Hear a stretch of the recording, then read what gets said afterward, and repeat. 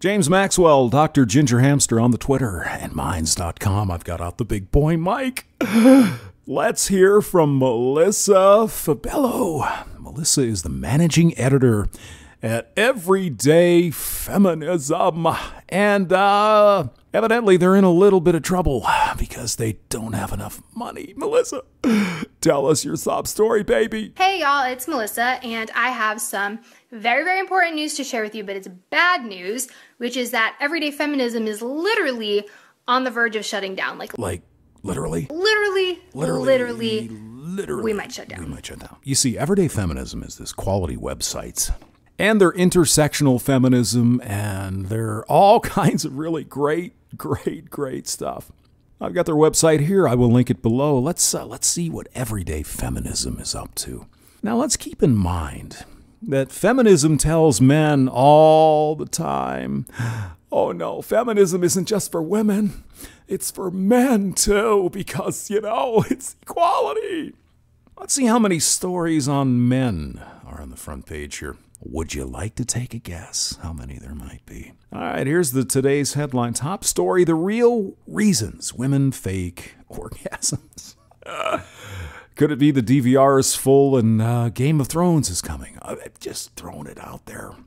Help save Everyday Feminism, dear readers. We're facing some serious financial challenges, and without your support, we may not make it past May. Oh, no! Please make a donation to keep this instant cancer alive. They've actually gathered $33,000. So what else do we have here? Oh, here's a good one for you. Evil white Nazi 2-scoop vanilla ice cream. Hitler's out there. Healing from toxic whiteness. Learn why many white folks feel emotional resistance to addressing systemic racism. We don't believe it exists. That's why. And get the tools to free yourself from toxic whiteness. To begin developing an anti-racist white identity. See, black people can't be racist because of privilege and power. They can't reverse racism because of the same thing. It's only white people that can be racist, isn't it? Well, in particular, white men. Isn't that interesting? Everyday self-love course. Oh, I'd love to take that. Here's the crazy-eyed doctor thing. 10 things you need to know about fantasies. What natural hair means to these Afro-Latinxes. What is that? 5 ways Mexican queerness is a radical act against colonialism and machismo. 5 reasons we need to stop saying that all women are bisexual. Just want to point out that in every one of these stories that has a couple, it's a picture of lesbians. Melissa, please take it away. So in case you didn't know, I work as managing editor at Everyday Feminism. Really? Everyday Feminism is the largest independent feminist media site in the world with an audience of millions of people. Really? Millions and millions and millions of people. And I checked. They actually do sell ads on this website. So, Melissa, help me understand, if you've got millions of viewers, and you're selling ads on your website, how come you're not making any money? Why is that? And what we do as an educational platform is help people break down and stand up to everyday oppression, which is super important. Everyday oppression. Melissa, might I proffer a theory here? Could it be that the vast majority of women, not feminists, but women, just average women, don't experience this fabled everyday oppression that you keep going on and on and on about? Maybe they're not seeing what you're saying is, evil white men, rape culture, sexual. I'm just tossing it out, Melissa.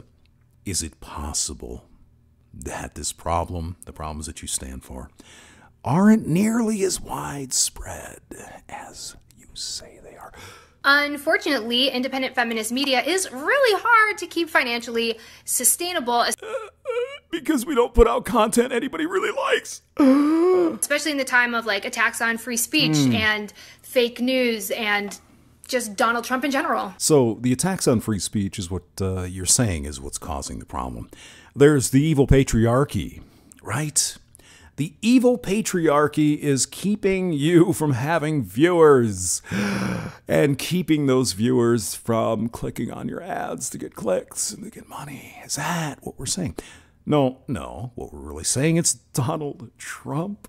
Donald Trump became president, and he is personally putting viruses on your website so people get infected and never come back. Is that what's going on? So unsurprisingly, a lot of independent feminist media sites are struggling financially. And now that's happening to Everyday Feminism, which totally sucks. And when I say we're struggling financially, I mean That totally sucks. Financially, I mean for real, we may not be able to exist after the month of May. Why would I not celebrate this? Because you are the home, Melissa, of Marina Shutup, whose videos lately are less exciting than watching paint dry. Riley Dennis, who is a dude dressed up like a chick who fucks women, but tells me as a white man if I don't want to date a trans woman who was a man, that's somehow misogynist or homophobic or something. This is the content you're putting out, and it's not because of that people aren't going to your channel. It's because of Donald Trump. So we really need to save EF. Why? Well, we need to save EF because literally white supremacists are in power. Literally, white supremacists are in power.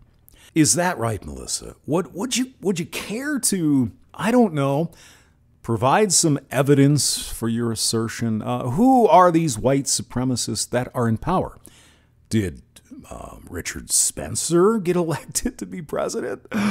No, he's a minor figure in what he calls the alt-right movement. He is one guy who has a couple of other guys that follow him and rah, we're Nazis or whatever. There are no white supremacists in power. Melissa, I know it's hard. It's hard for you to believe because you've been indoctrinated with bullshit your entire life. Now, Melissa herself, she is a doctoral candidate in human sexuality. Wow, that'd be an interesting course, wouldn't it? Also, body politics and eating disorders, and she likes Jurassic Park. So, Melissa, unless you're some kind of a genius, you had 4 years of bachelor study and 2 more in master's. So at the very minimum, you're 24, maybe 25. Then again, these days, these millennials seem to take decades to get their degree. Now, Melissa, I don't mean to break your heart. I mean, I'm sure you're a nice lady and everything. Your little money bag since May 2nd, 2017. Today is May 14th. That was 12 days ago, about 2 weeks ago. You've got 100 retweets and 107 likes. Is this not telling you even something, Melissa? James Maxwell, thanks for listening.